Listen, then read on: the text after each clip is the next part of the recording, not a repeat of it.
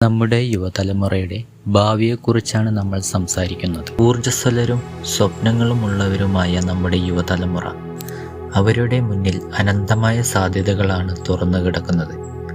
പക്ഷേ ഈ സാധ്യതകളെ തകർത്തെറിയാൻ കഴിവുള്ള ഒരു വലിയ അപകടം ഇവരെ തേടി വരികയാണ്: മയക്കുമരുന്ന്, പ്രത്യേകിച്ച് കഞ്ചാവ്. കഞ്ചാവ് പലപ്പോഴും നിരുപദ്രവകാരിയാണെന്ന് തെറ്റിദ്ധരിക്കപ്പെടുന്ന ലഹരി വസ്തുവാണ്.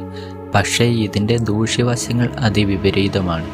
ഇത് തലച്ചോറിൻ്റെ പ്രവർത്തനങ്ങളെ മന്ദഗതിയിലാക്കുന്നു, ഓർമ്മശക്തി കുറയ്ക്കുന്നു, പഠനത്തിൽ പിന്നോട്ടു പോകുന്ന അവസ്ഥയിലെത്തിക്കുന്നു.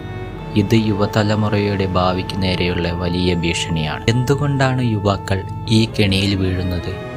കൂട്ടുകാരുടെ നിർബന്ധം, മാനസിക സമ്മർദ്ദം, ആകാംക്ഷ അല്ലെങ്കിൽ വെറും കൗതുകം.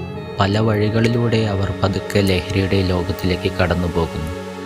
ആദ്യം ഒരു രസമായി തുടങ്ങുന്ന ശീലം പിന്നീട് ഒരു അപകടകരമായ അടിമത്തമായി മാറുന്നു.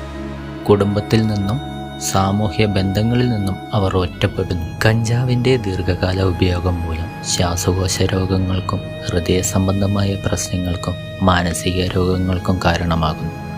വിഷാദം, ഉത്കണ്ഠ, ഭ്രാന്ത് വരെ ഇതിൻ്റെ ഭീകരഫലങ്ങളാണ്. പഠനത്തിൽ ശ്രദ്ധ കേന്ദ്രീകരിക്കാൻ കഴിയാത്ത അവരുടെ ജീവിതം താറുമാറാകും. ഈ വലിയ പ്രശ്നത്തെ നേരിടാൻ നാം എല്ലാവരും ഒന്നിച്ചു നിൽക്കണം. മാതാപിതാക്കൾ കുട്ടികളുമായി തുറന്ന് സംസാരിക്കുക, അവരുടെ പ്രശ്നങ്ങൾ കേൾക്കുക, അവരെ നല്ല സുഹൃത്തുക്കളിലേക്ക് നയിക്കുക.